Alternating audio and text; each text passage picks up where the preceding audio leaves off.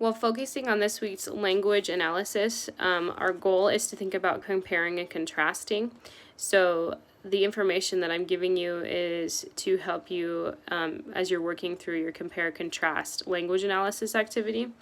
So scientists, writers point out similarities and differences by comparing and contrasting things that happen in nature and then in phenomena. So I want you to be thinking about text that helps you better understand the author's choices and how they shape meaning. So they've used specific information to help you understand how earthquakes are measured. Okay. I'm going to be reading some key sentences. You've already heard these before because they come from the text that you had to listen to earlier on. And it's going to help us compare and contrast the size of earthquakes, okay?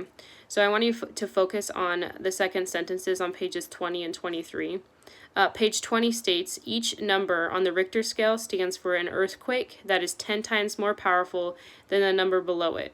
The word powerful is the key word here. It describes the magnitude or the amount of energy an earthquake releases.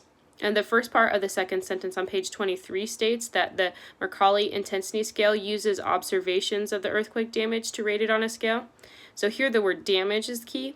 So damage describes the destruction created by the earthquake. These sentences help me to better understand how the author compares and contrasts earthquakes. So there's a difference in comparing based on the energy that's released and the damage that is created by the earthquake.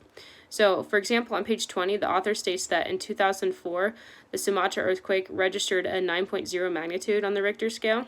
In comparison, the author states on page 23 that the 1989 San Francisco earthquake measured 7.1 on the Richter scale. And then the author uses those measurements to tell the reader that the Sumatra earthquake was more powerful than the one that was in San Francisco.